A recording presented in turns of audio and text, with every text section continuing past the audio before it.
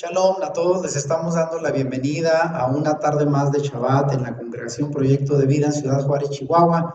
Y soy el pastor Juan González, quien les da la bienvenida a su canal de YouTube, Volviendo a las Raíces de Nuestra Fe.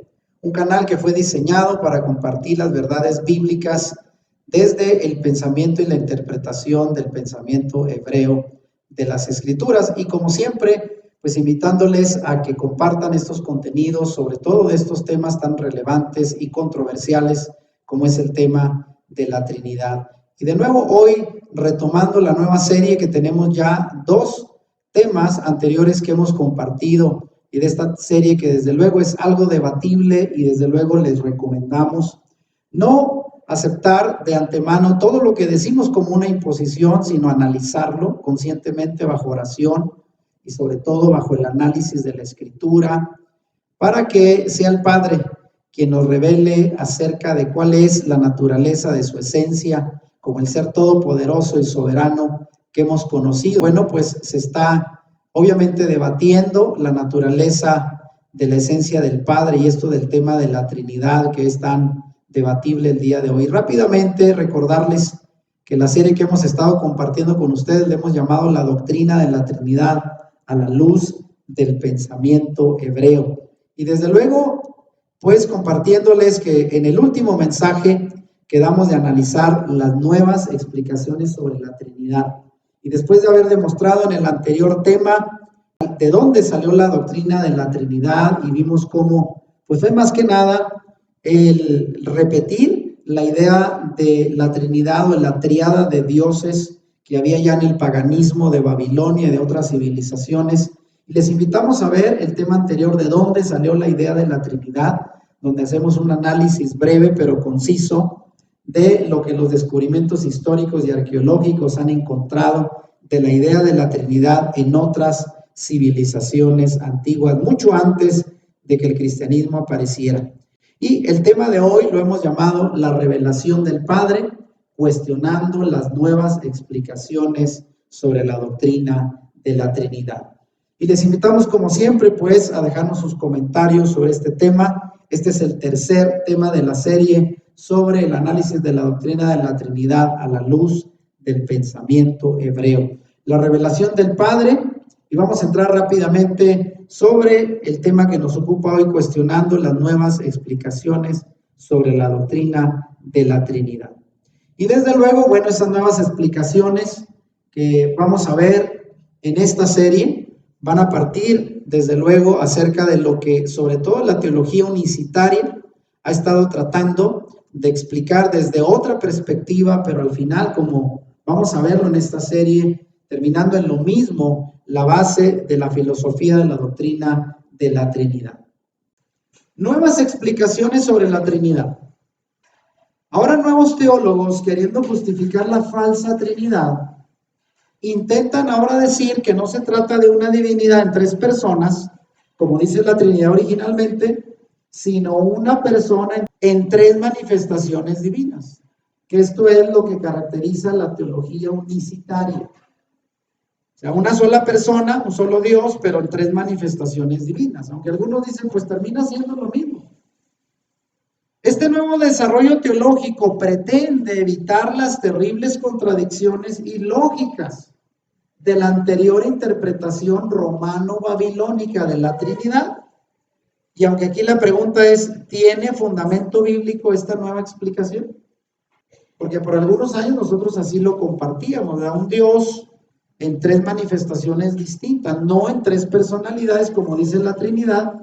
Y aunque parecía más o menos congruente, pero vamos a demostrar que al final, pues es casi lo mismo. Porque seguimos recurriendo a la misma idea básica de que son tres. Y ese es el problema. Y después ahora no hayamos cómo hacerlos uno solo. Cuando todo el problema fue que tomaron la doctrina original de los apóstoles que creían en un Dios ejad único y lo descompusieron en tres y ahora para volverlo a regresar a ser uno, ¿qué problema? Dentro de estas nuevas explicaciones sobre la Trinidad, según la teoría unitaria o unicitaria, cuando el Mesías estuvo en la tierra, vea bien, él era el Todopoderoso, Yahweh. el Dios del Antiguo Testamento, hecho hombre. Así se dice, ¿no? Dios se vino y se encarnó y se convierte en el Hijo, en Jesucristo. Pero vean, esa persona no era en realidad una persona, sino ahora dos personas, si así se explica. Era el Padre y al mismo tiempo el Hijo. A ver, si no sé si lo estamos entendiendo, porque así se decía, Jesucristo tiene dos naturalezas, es el mismo Dios, el Todopoderoso, el Padre viviendo en él, y al mismo tiempo es el Hijo de Dios. Entonces, no era una persona, sino dos personas en Jesucristo. ¿Sí lo entendemos? A ver, espero y no se confundan. Ahora, pero ¿cómo explicar? Aquí viene el asunto. ¿Cómo explicar que Él, Jesucristo, era quien se manifestaba a la vez en el cielo, a los ángeles como el Padre, al mismo tiempo que se manifestaba en la tierra a los hombres como el Hijo de Dios? Porque de repente dicen, es que lo vemos actuando aquí en la tierra y orando al Padre. Pero entonces, ¿era el Hijo o era el que estaba allá en el cielo recibiendo la oración? Porque como que al mismo tiempo no puede hacer ambas funciones. Aunque alguien lo explica diciendo, pues si es Dios, Él puede hacerlo todo al mismo tiempo. Y otra vez, pero lo que parecía ser dos personas, originalmente el Padre y el Hijo, distintas entre sí, ahora resulta ser una persona. Y la pregunta que hago yo aquí, ¿lo entiende usted? Vea qué difícil, ¿no? Tanto separarlos tanto como dos personas es difícil, porque la gente llega a ver a dos distintos, como decir que el Hijo y el Padre son uno mismo, pero también es complicado. ¿Cómo a la vez está ahí arriba en el cielo, ante los ángeles, haciendo su función de Padre, y al mismo tiempo aquí en la tierra, siendo el Hijo de Dios? Entonces en Jesucristo, pues no era una sola persona, eran dos, el Padre y el Hijo en el mismo. Pero vean que también es complicado, ¿no? Por eso mucha gente llegó a decir, bueno, es que ya no entiendo. ¿Quién es al final el que me salva, el Padre o el Hijo? ¿Quién es al final el que escucha mi oración? ¿Le debo de orar al Hijo o al Padre? ¿Y quién me contesta? O sea, se hace un reburujo de todas estas nuevas supuestas explicaciones para darle un poco de matiz a lo que era la doctrina de la Trinidad, que ya es muy cuestionada por muchos creyentes. Pero mire, vamos a seguir avanzando y para esto voy a recurrir a las matemáticas. Alguien dice que las matemáticas son muy exactas, ¿no? Aunque en ciertas áreas, como las creencias, no funcionan tan exactas. Y lo voy a explicar, mire. Voy a empezar primero hablando de las matemáticas trinitarias. Ahí le va. Tanto la Trinidad como la unicidad llegan a la misma matemática, al mismo resultado. Es interesante que aunque las dos teorías, la trinitaria y la unicitaria, son contrarias aparentemente, ambas resultan en la misma ecuación matemática. Porque ellos dicen 1 más 1 más 1 igual a 1. Y es aquí donde yo digo, todas las matemáticas no son tan exactas si las trasladamos a las creencias. Porque como que 1 más 1 más 1 va a ser 1. Deben de ser 3. Pero también eso cuesta, porque si entonces 1 más 1 más 1 son 3, entonces ya somos politeístas. Entonces nos aferramos a un solo Dios, pero entonces no nos salen las matemáticas, porque 1 más 1 más 1 no es 1. Solo en el tema de la creencia respecto a Dios. ¿Lo está entendiendo? Entonces, estas matemáticas no son congruentes. Se dice que cuando Tomás, el discípulo, le dijo al Mesías que le mostrara al Padre, ¿se acuerdan? Juan 14. Y el Mesías, ¿qué le respondió? Tanto tiempo he estado con ustedes y aún no me conoces. El que me ha visto a mí ha visto al Padre. Y de ahí los unicitarios sacan como conclusión, ahí está, miren. Él dice que es el mismo Padre, es lo mismo. 1 más 1 es 1. Pero el Mesías, vean, le estaba diciendo, si bien en este pasaje así se interpreta, que él mismo era el Padre. Si eso es correcto, si eso fuera el correcto como se interpreta, de que en este pasaje él decía que era el mismo Padre, entonces el Padre y el Mesías no son dos, sino uno solo. ¿Sí lo estamos entendiendo? Según esta forma de entenderlo. No serían dos, sino uno solo, pero vamos a ver si esto es cierto. Ahora, le voy a contrarrestar con lo que yo llamo las matemáticas del Mesías, las buenas, no las de la Trinidad y el dogma que se han inventado. Vamos a ver cuáles son las matemáticas reales que usó el Mesías. Si leemos Juan 8:18, fíjese bien, descubrimos que las matemáticas del Mesías son muy distintas a las de la teoría trinitaria, sea la Trinidad o la unicidad, al final es lo mismo. Ellos dicen 1 más 1 más 1 igual a 1. Yeshua usó la verdadera matemática en la que 1 más 1 es siempre 2. Y eso es congruente con las matemáticas que son exactas. 1 más 1, y hasta un niño de primaria le va a decir cuánto es. 2. Es que nunca se le vaya a ocurrir enseñar con las matemáticas la naturaleza de Dios a un niño porque no lo va a entender. Si usted le sale con que 1 más 1 más 1 es 1, además de no entender, si se lo llega a creer, va a reprobar en la escuela. A ver, ¿y cómo llegamos a esta matemática? Vean, entonces los fariseos le dijeron, cito la Biblia, Juan capítulo 8 del 13 al 18, estoy citando la Biblia. Entonces los fariseos le dijeron a Yeshua, tú das testimonio acerca de ti mismo, tu testimonio no es verdadero. Y entre paréntesis pongo, ¿por qué le dijeron eso? Los fariseos se basaban en la ley, en la Torá, sobre los testimonios que dice. No se tomará en cuenta un solo testigo. Solo por el testimonio de 2 o 3 testigos se mantendrá la acusación. Eso dice Deuteronomio 19:15. Para todo juicio no se valía solo el testimonio de una persona, tenía que ser 2 o 3 cuando menos. Por eso le dicen, tu testimonio no vale porque tú hablas solo a favor de ti mismo. Y Yeshua respondió y les dijo a los fariseos, vean, y aquí quiero que pongan atención. Aunque yo doy testimonio acerca de mí mismo, mi testimonio es verdadero. Porque, y ahí subrayo, no soy yo solo, sino yo y el que me envió, el Padre. ¿Cuántos son? 2. ¿Dónde aparece uno solo? Y sigue diciendo, y en vuestra ley está escrito que el testimonio de 2 hombres es verdadero, citando Deuteronomio 19:15. Yo soy el que doy testimonio de mí mismo y el Padre que me envió da testimonio de mí. O sea, no es solo mi testimonio, es del Padre también. Yo no soy solo, dice, somos yo y el que me envió, el Padre.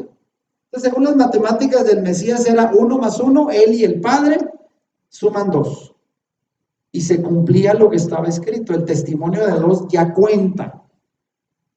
Ahí dice Juan 8 del 13 al 18, ¿lo está comprendiendo? Entonces no es 1, sino son 2. Y vamos a seguir confirmando esto. Y quiero llegar a un punto donde la Trinidad y aún los unicitarios no tienen una respuesta. Muy simple, porque podemos aquí debatir de muchos pasajes y algunos dirán, no, mira, sí es aquí, el Padre y el Hijo son uno y cada quien debatirá, pero solo hay una prueba que es muy difícil para la Trinidad y los unicitarios poder responder. Y se trata de esto. ¿Será que Dios puede morir? Porque ya lo dijimos en la otra serie de la naturaleza del Mesías. Hay cualidades que convierten a un ser único en Dios. La eternidad y la inmortalidad. Para ser Dios hay que ser inmortal. Y ahí es donde va el asunto. Vean, en la mitología griega era común la muerte de los dioses. En la mitología, no en la Biblia. Por ejemplo, Aquiles, que viene de la cultura griega, por ejemplo, murió de un flechazo recibido en un talón y ya era considerado un dios. Entonces, en la mitología sí es válido que un dios pueda morir. Así que para los paganos decir que el Todopoderoso murió en una cruz o en un madero no sería un hecho difícil de creer. ¿Lo está entendiendo? Sin embargo, la verdad es que el Todopoderoso, Yahweh, no es como aquellas deidades mitológicas. El Todopoderoso simplemente no puede morir. Si es Dios, no puede morir, es inmortal. ¿Y qué dice la Biblia acerca de la inmortalidad de Dios? El profeta Habacuc dijo en Habacuc 1:12, y aquí cito la Nueva Versión Internacional. Así dice: tú, Señor, existes desde la eternidad. Tú, mi santo Dios, eres inmortal. Aunque la Reina Valera, y quiero que lo tome en cuenta, hace una traducción muy distinta, porque en lugar de referirse a Dios como el inmortal, dice no moriremos, refiriéndose a ellos. Pero si usted va y cita, ve el término en el hebreo antiguo, dice tú no mueres, refiriéndose a Dios como un ser inmortal. Vean Reina Valera y no dice, refiriéndose a Dios, tú eres inmortal. Es una mala traducción. Entonces, si lo entendemos aquí, si Jesucristo, el Hijo de Dios, era el mismo Padre, el mismo Dios Todopoderoso, entonces explíquenme cómo pudo morir en la cruz. Si pudo morir y era el Dios Todopoderoso, entonces no es el Todopoderoso. Porque ¿cómo explicamos que Dios puede morir si el profeta Habacuc dice que Dios es inmortal? Entonces, ¿cómo está esto? A ver, explíquenme eso. Si Él era el Todopoderoso, Jesucristo, ¿cómo pudo morir? Ahora, siguiendo con esto, la versión popular también traduce el pasaje de Habacuc, mi poderoso santo e inmortal. La palabra de Dios para todos, que es otra traducción en español, dice, mi santo Dios, tú nunca morirás. Entonces, ¿por qué en la versión Reina Valera, si lo encontraron Reina Valera, cómo dice? ¿No eres tú desde el principio? Oh Jehová, Dios mío, santo mío, no moriremos, dice. Para juicio lo pusiste. Pero dice, no moriremos, no dice refiriéndose a Dios, eres inmortal. Vean cómo versión Reina Valera falló en captar el sentido original de este pasaje. De ahí que las traducciones a veces son muy imprecisas y manipuladas a propósito. En este pasaje se explica que Reina Valera cambiaron para poner no moriremos en lugar de referirse a Dios como tú no morirás. Porque vean, según esto, la explicación es que los escribas judíos cambiaron en el texto hebreo, según se dice, para que dijera no moriremos, en lugar de tú no mueres, para evitar usar la palabra muerte en relación con Yahweh, según es la justificación que se da. Aunque las demás versiones en español sí dicen que Dios es inmortal.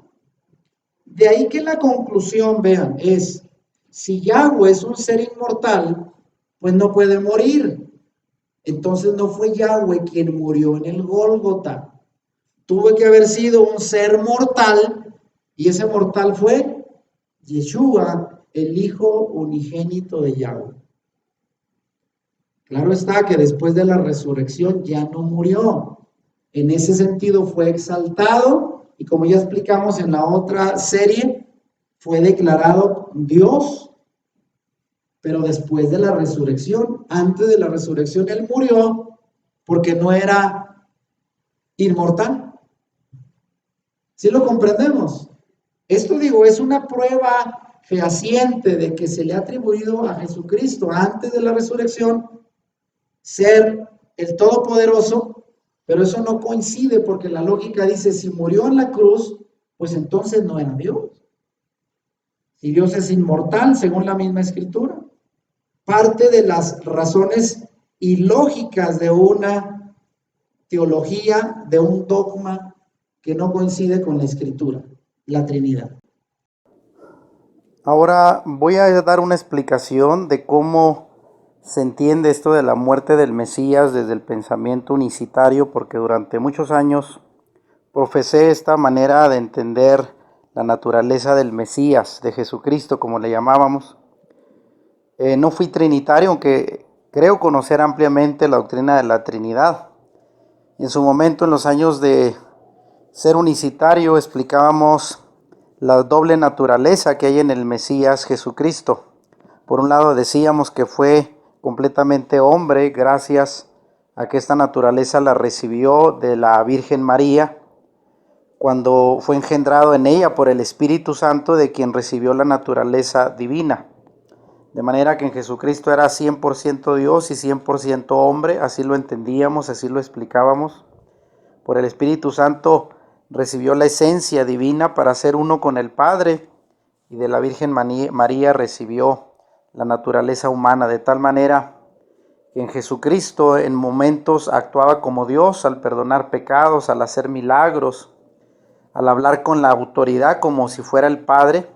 Así lo entendíamos, que ahí actuaba como Dios, y cuando actuaba de manera sumisa y obediente al Padre, o refiriéndose al Padre como ser otra persona, decíamos, ahí está hablando como el Hijo, y está hablando en su naturaleza humana. Por eso tuvo debilidades, se cansó, tuvo sed, y refiriéndonos a la muerte, decíamos, o así explicábamos, bajo la doctrina unicitaria o unitaria, que el Espíritu Santo abandonó a Yeshua en el último momento, cuando fue a la cruz, y el mismo Jesucristo dijo: Padre mío, ¿por qué me has abandonado? Y ahí entendíamos, así lo explicábamos, que la naturaleza divina se alejó para que Jesucristo pudiera morir como hombre.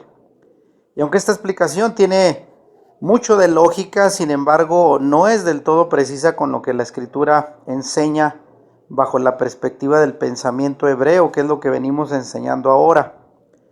Ahora entendemos definitivamente que Yeshua fue un hombre 100%, y que provino no solamente de María, sino también de José, porque lo hemos explicado en otros videos.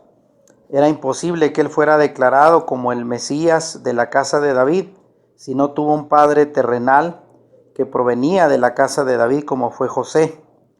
De manera que el nacimiento virginal se entiende desde otra perspectiva bajo el pensamiento hebreo, a como lo interpreta el cristianismo, de lo cual ya hemos hablado ampliamente en otros videos. Y definitivamente Yeshua fue 100% un hombre. No fue el Todopoderoso, sino fue el enviado, el Hijo de Dios, y que gracias a su obediencia perfecta a la Torá, y al entregarse voluntariamente para morir en la cruz, fue exaltado como Mesías y como Rey. Y desde luego después de la resurrección es considerado divino, no antes, ni tampoco tuvo una preexistencia con el Padre antes de nacer, como se explica tradicionalmente en el cristianismo. De manera entonces que esta era la explicación que dábamos bajo el concepto unicitario. Lo entiendo perfectamente, pero esto es lo que hoy estamos entendiendo desde otra perspectiva, la perspectiva del pensamiento hebreo. Ahora vamos a enfocarnos a esto del Padre y el Hijo. Vean, las nuevas explicaciones neotrinitarias o unicitarias pretenden ahora pues demostrar que cuando en los escritos apostólicos, el Nuevo Testamento, se habla del Padre, no se refiere a otra persona distinta del Hijo, sino al Hijo mismo. Ya lo explicamos. En otras palabras, el Padre es Yeshua mismo o Jesucristo mismo, según se explica.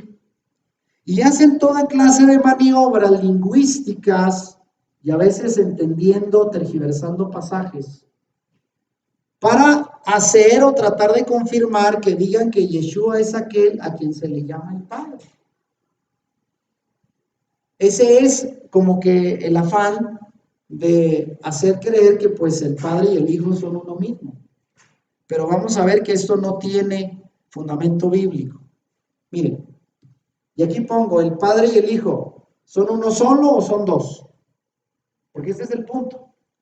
Y vamos a considerar ahora dos aspectos sencillos del tema. Primero, lo que dice la Escritura, desde luego, sobre la relación que hay entre el Padre y el Hijo.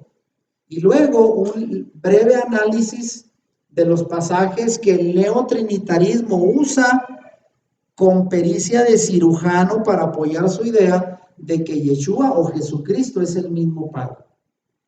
Vamos a ver pasajes, a ver si es cierto que son uno solo o son dos, aunque ya expliqué las matemáticas, ¿no? Pero vamos a confirmarlo yendo a la Escritura. Cuando Yeshua preguntó a sus discípulos, esto está en Mateo 16, del 13 al 17. ¿Quién dice la gente que es el Hijo del Hombre? ¿Se recuerda lo que contestaron? Algunos dicen que eres Juan el Bautista, otros dicen que Elías, otros que Jeremías o algún otro profeta que ha resucitado. Y luego les cambia la pregunta y les dice, ¿y ustedes quién dicen que soy yo? Y es ahí donde Simón Pedro le responde, tú eres el Mesías, el Hijo del Dios viviente o del poderoso viviente. ¿Y qué le contestó el Mesías, Yeshua? Y aquí yo pongo, ¿acaso le dijo, no, Pedro, ¿cómo que soy el Hijo de Dios? Yo soy el Padre. ¿O le dijo acaso eso? ¿Lo corrigió, como muchas veces llegó a hacerlo? Al contrario, él le responde. Entonces Yeshua le dijo, dichoso tú, Simón, hijo de Jonás, porque ningún hombre te ha mostrado esto, sino mi Padre que está en el cielo. Entonces, ¿dónde estaba el Padre en el momento que Yeshua hablaba con él? En el cielo. Entonces, ¿esto qué confirma? ¿Que son dos o es una sola identidad, una sola esencia? Ya lo vamos captando, según la Biblia. Esto nos lleva, pues, vean, a que ha habido conclusiones falsas respecto al Mesías. Ejemplos. Los hombres, mediante razonamiento humano, han llegado a toda clase de conclusiones respecto al Mesías. Por ejemplo, desde el primer siglo ya existía la antigua herejía llamada el gnosticismo, que decía que Yeshua, el Mesías, no era un verdadero humano, sino un espíritu disfrazado de humano, como una apariencia, como una sombra. Porque decían ellos que no podía ser humano, o sea, era divino, y que no tuvo un cuerpo real. Esto era la idea del gnosticismo que en el mismo Nuevo Testamento los apóstoles trataron de debatir y de desmentir. Y ahora el unitarismo dice que Yeshua no es el hijo de Yahweh, sino Yahweh mismo disfrazado de hijo. Muy parecido a esto. ¿Lo estamos entendiendo? Pero bueno, vamos a regresar al pasaje que vimos ahorita, vean. Y aquí yo le he puesto la revelación del Padre como encabezado. Y la pregunta es, ¿por qué no se comprende la relación entre el Padre y el Hijo como dos personalidades distintas? Que eso es lo que la Biblia enseña. ¿Por qué no se entiende esto? Que es tan fácil, si lo vemos desde el punto del pensamiento hebreo. El Mesías es uno, el enviado, el Hijo de Dios, enviado por el Padre, que es el Todopoderoso. Son dos. Y aquí cito Mateo 11 del 25 al 27, palabras de Yeshua. Él dijo, te alabo Padre, soberano del cielo y de la tierra, porque has mostrado a los sencillos las cosas que escondiste de los sabios y entendidos. Y dice, sí, Padre, porque así lo has querido. Mi Padre me ha entregado todas las cosas. Y vean, entre mayúsculas lo puse y con letras de otro color para que vean el énfasis que hago. Yeshua dice, nadie conoce realmente al Hijo sino el Padre. Y nadie conoce realmente al Padre sino el Hijo. Y aquellos a quien el Hijo quiera darlo a conocer. Quiere decir que por este pasaje de Mateo 11, Yeshua está diciendo que entender la verdadera naturaleza de Dios y del Mesías no es asunto de estudio, no es asunto de sabios, de entendidos, sino de quién Dios decide revelársele. Es asunto de revelación. ¿Sí lo comprendemos? Porque la gente dice, yo he estudiado años y años y años y no entiendo. O entendí mal. Cuando aquí dice que el Señor le gusta revelar sus misterios, por así decirlo, a los sencillos, a los que son como niños. Y a ellos dice, el Padre conoce quién es el Hijo y el Hijo conoce al Padre. Y también se lo va a dar a conocer a aquellos a quien el Padre elija. Se les va a revelar y esto es un asunto de revelación. Aquí lo dice Yeshua. Este tema de la revelación, qué interesante. Cuando Simón, volviendo al pasaje de Mateo, le dijo, cuando Simón le dijo a Yeshua, tú eres el hijo del Dios viviente, del poderoso viviente. El maestro le replicó, Fíjense que le dijo, esto te lo ha mostrado mi Padre que está en el cielo. O sea, le dijo, acertaste, tienes 10, pero no te creas que es por tu inteligencia, sino porque mi Padre te lo acaba de revelar del cielo. Por eso acabas de dar en acertar acerca de quién soy yo. Fue revelación. Esto quiere decir pues que Simón sí conocía realmente al Hijo y por qué el Padre se lo había revelado. De modo que cuando dijo que aquel que estaba frente a él era el Hijo del Dios viviente, de aquel que estaba en el cielo, estaba diciendo la pura verdad, porque lo aprendió nada menos que por revelación del Padre. No fue cuestión de estudio, de inteligencia, ni de un impulso humano que le dijo, acertaste, sacaste la lotería. Fue una revelación del Padre, así lo dijo Yeshua. Por eso acertaste. El Mesías revela también en diversos pasajes su distinción del Padre, diciendo que no es el mismo con el Padre. Vamos a ver rápidamente estos pasajes. Vean, Mateo 20:23, ¿qué dice? Él sentarse a mi derecha o a mi izquierda, porque recuerda que la madre de Juan y Santiago fueron y le pidieron al Señor, le dijeron, acérquense ahí. Y la mamá, ¿verdad? La influencia dijo, vayan y pídanle eso que les dije. Y se le acercan y le dice, oye, cuando tú establezcas tu reino, nos podrías conceder dentro de todos los 12 discípulos, a mí y a mi hermano, sentarte uno a su derecha y otro a tu izquierda. Mira qué atrevidos, ¿eh? Y él les contesta, al sentarse a mi derecha o a mi izquierda, no me corresponde a mí darlo, sino que se le dará a aquellos para quienes mi Padre lo ha preparado. Él dice, no es decisión mía, es de mi Padre. Y luego Mateo 24:36 dice, en cuanto al día y la hora de su regreso, de su segunda venida, también le cuestionaron. Y él dijo, nadie lo sabe, ni aun los ángeles del cielo, ni el Hijo. Solamente lo sabe ¿quién? El Padre. Entonces, vea, aquí él está haciendo una clara distinción. ¿Cómo es posible que el Padre sepa algo que el Hijo no sabe si son la misma persona? Si fuera la misma persona, entonces él debería de saber. Y esto indica pues la diferencia que hay entre el Padre y el Hijo. Y también habla de la supremacía del Padre sobre el Hijo. Él es el que sabe todo. Así es que aquí vemos cómo Yeshua hace una diferenciación clara entre él como el Hijo de Dios y su Padre. Queda claro en la Biblia. Pero miren, aún hay más pasajes. Juan 5:17, ¿qué dice? Pero Yeshua les dijo, mi Padre siempre ha trabajado y yo también trabajo. Y aquí la pregunta, ¿ve usted aquí a un trabajador o a dos? Según el pasaje. Mi Padre ha trabajado y yo también trabajo, son dos. Y luego Juan 14:28, si de veras me amaran, se habrían alegrado al saber que voy al Padre, porque Él es más que yo. Refiriéndose al Padre, dice, Él es más que yo, y yo voy para allá con Él. ¿Se fijan cómo es muy claro en hablar de la diferencia que hay en la superioridad del Padre sobre el Hijo? Y aquí el Padre es mostrado por el propio Yeshua como superior a Él mismo. Y pasajes como estos hay más, no son los únicos, solo estoy remitiendo algunos.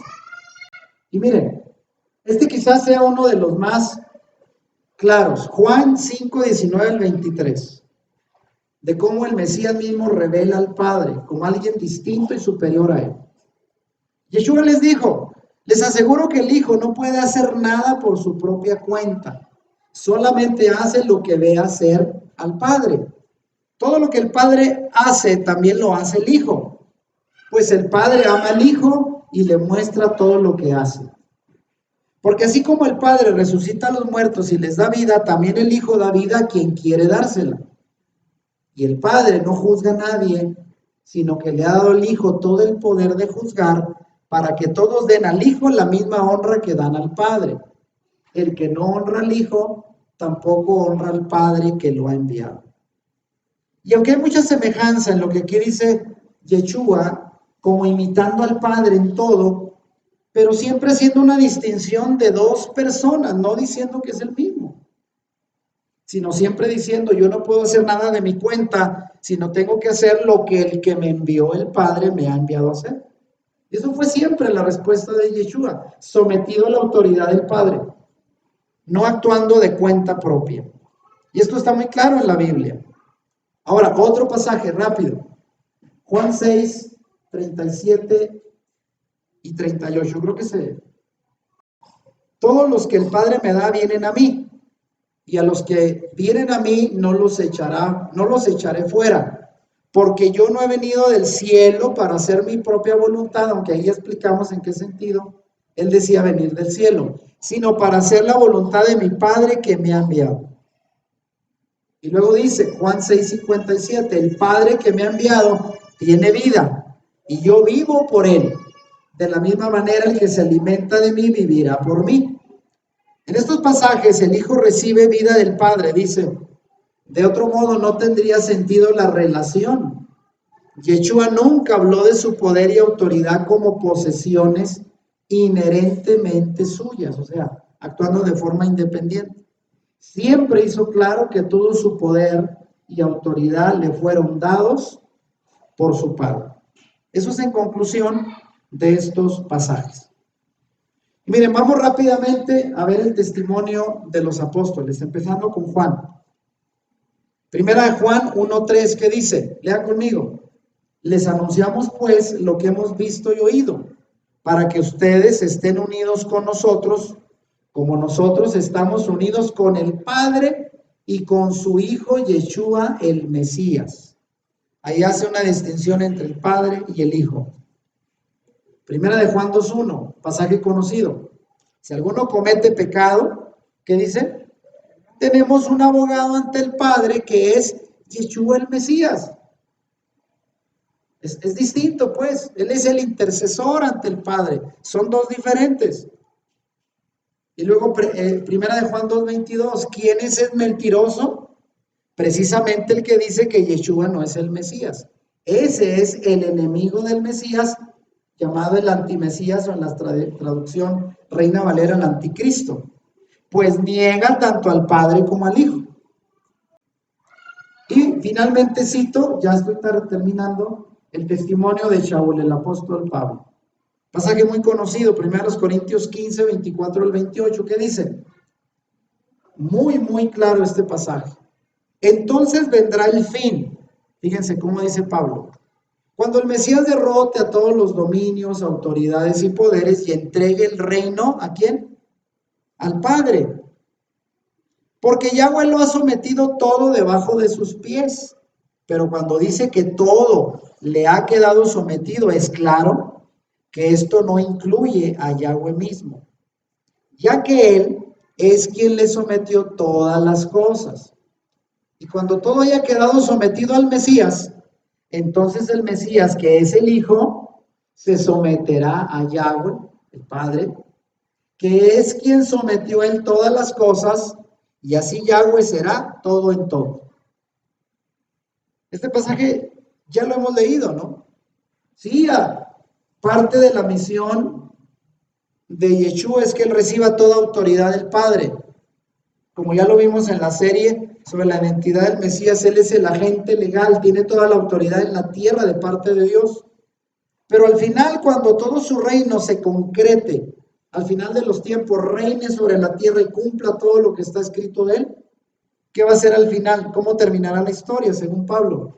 Entregándole él mismo al Padre todo lo que puso debajo de sus pies para que todos seamos uno solo. Entonces no es el mismo Padre, él mismo tiene una misión que cumplir y al final de la historia entregará cuentas al Padre. Ahí está. Ahora vean, quiero terminar con estas preguntas, que dentro de la Trinidad también es muy polémico, porque la gente se confunde y la pregunta es, ¿a quién debemos de adorar? ¿Al Padre? La otra vez me preguntaba una persona en la serie pasada, oye hermano, entonces si yo adoro a Yeshua, ¿estaré haciendo mal? Y bueno, le digo, depende, ¿no? ¿De qué depende? Él es el representante del Padre, ¿cierto? Pero bueno, vamos a entender la Biblia. ¿Quién era realmente Yeshua? Bueno, vamos a citar Juan 4 del 21 al 23, pasaje muy conocido, la conversación de Yeshua con la mujer samaritana a la orilla del pozo de Jacob. Cuando él le dice a la mujer, llega la hora en que ustedes, refiriéndose a los samaritanos, adorarán al Padre sin tener que venir a este monte ni ir a Jerusalén. Porque acuérdense que la plática empezó diciendo la mujer samaritana, nuestros padres dijeron que en este lugar es donde debemos de adorar a Dios, en el monte Gerizim, en Samaria. Y les dijo, no, eso que te dijeron está mal. Llega la hora en que ustedes adoran al Padre sin tener que venir a este monte ni ir a Jerusalén. Porque ese era el debate. Los judíos decían que era en Jerusalén, los samaritanos en el monte Gerizim, el lugar donde se debería de adorar. Y le sigue diciendo la mujer samaritana, ustedes, refiriéndose a los samaritanos, no saben a quién adoran. Pero nosotros, refiriéndose a los judíos, sabemos a quién adorar. Pues la salvación viene de los judíos. Pero llega la hora, y es ahora mismo, cuando los que de veras adoran al Padre lo harán de un modo verdadero, conforme al Espíritu del Poderoso, pues el Padre quiere que así lo hagan los que lo adoran. Al final le dice la revelación, no va a ser ni en uno ni en otro lugar. Los que en verdad adoran al Padre lo harán en espíritu y en verdad cuando sepan a quién adoran. Porque hasta el día de hoy, díganme si no es cierto, hay tanta controversia de que si se adora cubierta la cabeza o descubierta, si de rodillas y de pie, si lo haces con un ritual, cómo inicias, cómo oras. Cuando al final la adoración es al Padre. ¿A quiénes adoraban los apóstoles? 1 Corintios 8, del 5 al 6. Pablo dice, pues aunque en el cielo y en la tierra existan esos llamados poderosos o dioses, en ese sentido hay muchos poderosos y muchos soberanos. Para nosotros, refiriéndose a los judíos, no hay más que un solo poderoso, el Padre. Y hay también un solo soberano, Yeshua el Mesías. ¿A quién identifica él? 1 más 1, 2 personas. El Todopoderoso y el Soberano. Uno de ellos, el Todopoderoso, Yahweh. Y el otro es nuestro soberano, es decir, nuestro Rey, el Mesías Yeshua. Así dice, tan sencillo, Pablo. Aunque haya muchos, para nosotros hay dos. Dios el Padre y el Mesías, su enviado, nuestro Rey. Amén. Aunque al decir que son dos, no estoy haciendo referencia a las dos personas de la Trinidad. Como se profesa, la Trinidad habla del Dios el Padre y Dios el Hijo. Y nosotros entendemos al Dios el Padre y al Hijo de Dios, que es diferente, no es el Dios Hijo, sino el Hijo de Dios. Y con ello no hacemos referencia a la doctrina de la Trinidad. Y miren, esta va a ser la conexión con el siguiente tema. Textos mal interpretados. Solamente voy a dar una introducción para concluir con unas dos presentaciones. ¿Cuáles son los pasajes más polémicos de la Trinidad que se debaten? Ya los hemos visto un poco en la serie pasada de la identidad del Mesías. Juan 14:9, ¿qué dice? Muéstranos al Padre y nos basta. ¿Y qué le contesta Yeshua? El que me ha visto a mí, ha visto al Padre. ¿Cómo pues dices, muéstranos al Padre? Y de aquí se concluye, sobre todo los unitarios, que aquel que estaba hablando con Tomás era el Padre mismo. Así se dice. Y cometen el mismo error que cometieron los padres de Sansón. ¿Se recuerdan? Que vieron un ángel mensajero de parte de Yahweh y creyeron que era Yahweh mismo. Quisieron adorarle. Y aquí la cuestión es, si aquel ángel que se le apareció a los padres de Sansón era Yahweh, y el Mesías Yeshua que hablaba con Tomás era también el mismo Padre, entonces vean, hay una colosal contradicción en la Biblia. ¿Por qué? Porque el mismo Yeshua dijo esto en Juan 1:8. ¿Qué dijo? A Yahweh o a Dios nadie lo vio jamás. El unigénito Hijo que está en el seno del Padre, Él le ha dado a conocer. Entonces, si Yeshua, que estaba frente a Tomás, era el Padre, pues no coincidiría con este pasaje que dice el mismo Yeshua, nadie jamás ha visto a Dios. Entonces, él no era el todopoderoso. ¿Se fijan cómo los pasajes no coinciden si los vemos desde esa interpretación tan simple? Entonces, ¿cómo se explica pues las palabras de Yeshua en Juan 14:9? Pues él mismo las explicó en el verso 10. Es en el verso siguiente, él mismo dio la explicación. ¿Para qué nos hacemos de enredos? ¿Qué dijo? El verso siguiente. Por eso es bien importante cuando interpretemos un pasaje, no lo hagamos con textos aislados. Leamos todo el pasaje para tener el sentido. ¿Qué dijo en el verso 10? Las palabras que yo os hablo, no las hablo por mi propia cuenta, sino que el Padre que mora en mí, Él hace las obras. Pero es muy diferente decir el Padre que mora en mí a decir yo soy el Padre. ¿Sí lo entendemos? La explicación es que el Padre moraba en Yeshua, pero no en el sentido metafísico, como si Yeshua fuera una encarnación del Padre, como se ha malinterpretado, sino en el sentido bíblico de una presencia espiritual viviendo dentro de él. Si esto significa, vean, que eran la misma persona, entonces aquí hay otro dilema, otro problema. El Espíritu Santo y nosotros somos una misma persona también. ¿Y por qué? ¿Qué dice 1 Corintios 3:16? El Espíritu Santo que mora en nosotros, igual que moró el Padre en Yeshua.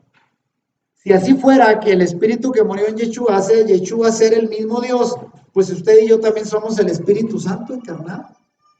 Porque dice 1 Corintios 3:16 que el Espíritu Santo mora también en nosotros. Esa es la explicación. Y fíjese, esto es para dejarlo aún más claro. Lo único que estas palabras de Juan 14:9 pueden significar es que el Padre hablaba y actuaba en Yeshua. Por eso, ver al Maestro era como ver al Padre. Eso ya lo vimos en la serie, ¿no? Tenía toda la autoridad Yeshua de hacer todo lo que el Padre quisiera, como si el Padre mismo estuviera ahí. Pero no se trata de, pongo aquí, se trata de parecido, semejanza con el Padre, no de identidad, no es que sea el mismo Padre. Y aquí pongo un ejemplo que creo que lo podamos aclarar. Como cuando ahora una persona dice a un niño, le ha tocado que de repente los niños son igualitos al papá, o en sus modos, sus gestos, o en su apariencia. ¿Qué se dice a veces? Ese niño es igualito a su padre. Mira, ese niño es el papá, ahí lo estás viendo. Y todo el mundo sabe que esa expresión se refiere a que son muy parecidos, no es que son la misma persona, desde luego. Además, en la serie pasada explicamos que Yeshua era el representante legal del Padre en la tierra, como en su momento lo fue Moisés. Entonces, ahí se entiende el trasfondo de lo que realmente quiso decir con esas palabras de Yeshua, cuando dijo, el que me ha visto a mí, ha visto al Padre. Y terminamos con este pasaje, vean, solo dos. Otro muy conocido, Juan 10:30. ¿Qué dice Juan 10:30? Yo y el Padre uno somos. Otro pasaje utilizado en la teología unicitaria para decir que es el mismo. El Padre y el Hijo son uno solo. En el lenguaje bíblico, cuando se dice que dos personas son una, lo que significa es que actúan unidas. Por ejemplo, Juan 17:21. Para que todos sean uno, como tú, oh Padre, en mí y yo en ti. Que también ellos sean uno en nosotros, para que sean uno, así como nosotros somos uno. Ahí está la oración, Juan 17:21. ¿Pero qué quiso decir Yeshua? Que sus discípulos estarían en armonía, así como el Padre y el Hijo están en armonía. Eso se refería. A eso se refiere cuando dice somos uno. No en el sentido literal, sino en el sentido de unidad. Y mire, para que quede claro en esta traducción cómo se ve diferente, vean. En la traducción de la Nueva Biblia Española, el pasaje de Juan 17, ¿cómo dice? Vea, que sean todos uno como tú, oh Padre, estás conmigo y yo contigo. Que también ellos estén con nosotros. Yo les he dado a ellos la gloria que tú me diste. ¿Cuál gloria?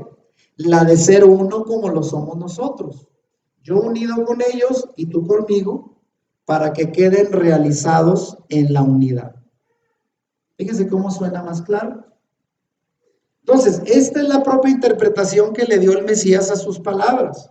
Además, solo como un ejemplo, cuando el Creador dijo que el hombre y la mujer serían uno, ¿se recuerda?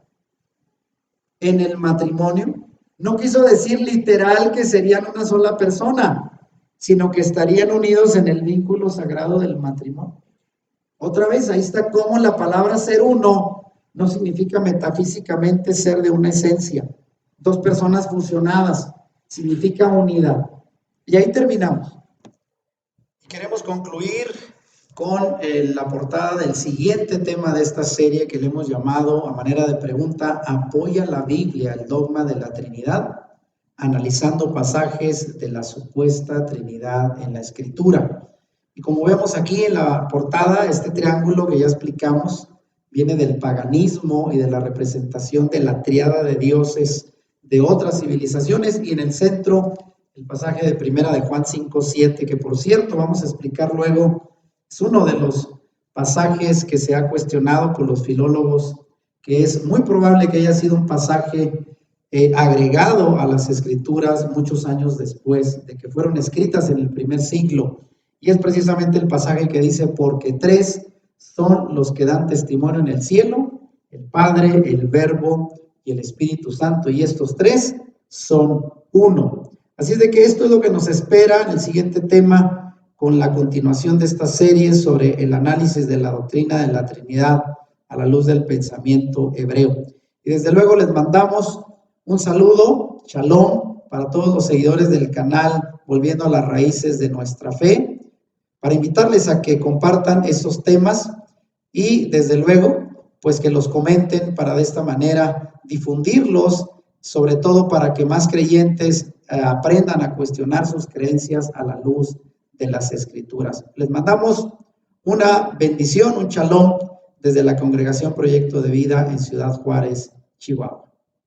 Si te gustó este video, dale like y compártelo con tus amigos. Suscríbete a nuestro canal si no lo has hecho y activa la campanita para que YouTube te avise cuando subamos nuevos videos. Bendiciones.